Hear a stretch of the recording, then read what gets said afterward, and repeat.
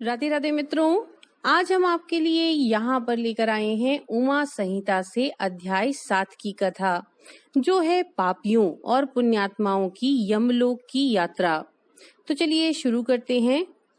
सनत कुमार जी कहते हैं, व्यास जी, मनुष्य 4 प्रकार के पापों से यमलोक में जाते हैं।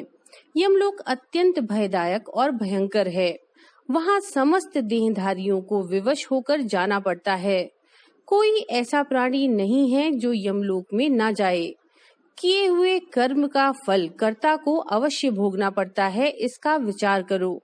जीवों में जो शुभ कर्म करने वाले सौम्य चित्त और दयालु हैं, वे सौम्य मार्ग से यमपुरी के पूर्व द्वार को जाते हैं।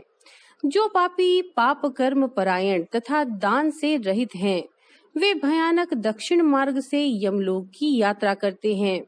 मत्स्यलोक से 86,000 योजन की दूरी लांघकर नाना रूप वाले यमलोक की स्थिति है, यह जानना चाहिए। पुण्य कर्म करने वालों को तो वह नगर निकटवर्ती सा जान पड़ता है, परंतु भयानक मार्ग से यात्रा करने वाले पापियों को वह बहुत दूर स्थित दिखाई देता है। वहाँ का मार्ग कहीं तो तीखे कांटों से युक्त है, कहीं कंकड़ों से व्याप्त है, कहीं छुरे के धार के समान तीखे पत्थर उस मार्ग पर जड़े गए हैं, कहीं बड़ी भारी कीचड़ फैली हुई है। बड़े छोटे पातकों के अनुसार वहाँ की कठिनाइयों में भी भारीपन और हल्कापन है।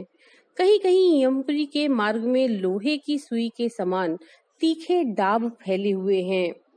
तदनंतर यमपुरी के मार्ग की भीषण यातनाओं और कष्टों का वर्णन करके सनत कुमार जी ने कहा, व्यास जी, जिन्होंने कभी दान नहीं किया है, वे लोग ही इस प्रकार दुख उठाते हैं और सुख की याचना करते हुए उस मार्ग पर जाते हैं। जिन्होंने पहले से ही दान रूपी पाथेय ले रखा है, वे सुख पूर्वक यमलोक की यात्रा करते हैं।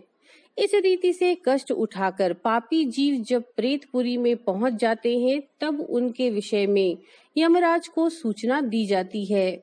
उनकी आज्ञा पाकर दूत उन पापियों को यमराज के आगे ले जाकर खड़े करते हैं। वहाँ जो शुभ कर्म करने वाले लोग होते हैं, उनको यमराज स्वागत पूर्वक आसन देकर पाद्य और अर्घ्य निवेदन करके प्रिय बर्ताव के द्वारा सम्मानित करते हैं और कहते हैं, वेदोक्त कर्म करने वाले महात्माओं, आप लोग धन्य हैं, जिन्होंने दिव्य सुख की प्राप्ति के लिए पुण्य कर्म किया है। अतः आप लोग दिव्यांगनाओं के भोग से भूषित तथा संपूर्ण मनोवांछित पदार्थों से संपन्न निर्मल स्वर्गलोक में जाइए। वहाँ महान भोगों का उपभोग करके अंत में पुण्य के क्षीण हो जाने पर जो कुछ थोड़ा सा अशुभ शेष रह जाए, उसे फिर यहाँ आकर भोगिएगा। जो धर्मात्मा मनुष्य होते हैं, वे मानो यमराज के लिए मित्र के समान हैं। वे यमराज को सुख पूर्वक सौम्य धर्मराज के रूप में देखते हैं, किंतु जो क्रूर कर्म करने वाले हैं, वे यमराज को भयानक रूप में देखते हैं। उनकी दृष्टि में यमराज का मुख दाढ़ों के कारण विकराल जान पड़ता है। नेत्र टेढ़ी भौहों से युक्त प्रतीत होते हैं। उनके केश ऊपर को उठे होते हैं, दाढ़ी मूछ बड़ी बड़ी होती है, ओठ ऊपर की ओर फड़कते रहते हैं।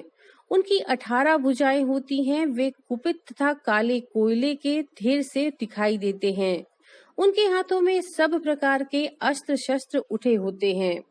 वे सब प्रकार के दंड का भय दिखाकर उन पापियों को डांटते रहते हैं। बहुत बड़े भैंसे पर आरूढ़, लाल वस्त्र और लाल माला धारण किए, बहुत ऊंचे महामेरु के समान दृष्टिगोचर होते हैं। उनके नेत्र प्रज्वलित अग्नि के समान उदीप्त दिखाई देते हैं। उनका शब्द प्रलय काल के मेघ की गर्जना के समान गंभीर होता है। वे ऐसे जान पड़ते हैं मानो महासागर को पी रहे हैं, गिरिराज को निगल रहे हैं और मुख से आग उगल रहे हैं। उनके समीप प्रलय काल की अग्नि के समान प्रभा वाले मृत्यु देवता खड़े रहते हैं। काजल के समान काले काल देवता और भयानक कृतांत देवता भी रहते हैं। इनके सिवा मारी, उग्र महामारी, भयंकर कालरात्रि, अनेक प्रकार के रोग तथा भांति भांति के भयावह कुष्ठ मूर्तिमान हो, हाथों में शक्ति शूल, अंकुश, पाश, चक्र और खड्ग लिए खड़े रहते हैं। वज्रतुल्य मुख धारण करने वाले रुद्रगण छुर, तरकस और धनुष धारण किए वहां उपस्थित होते हैं। सभी नाना प्रकार के आयुध धारण करने वाले महान वीर एवं भयंकर हैं। इनके अतिरिक्त असंख्य महावीर यमदूत, जिनकी अंग कांति काले कोयले के समान काली होती है, संपूर्ण अस्त्र शस्त्र लिए बड़े भयंकर जान पड़ते हैं। ऐसे परिवार से घिरे हुए घोर यमराज तथा भीषण चंद्रगुप्त को पापिष्ट प्राणी देखते हैं। यमराज उन पाप कर्मियों को बहुत डांटते हैं और भगवान चित्रगुप्त धर्मयुक्त वचनों द्वारा उन्हें समझाते हैं। तो मित्रों, ये थी अध्याय 7 की कथा उमा संहिता से, शिव पुराण से। नमो नारायण।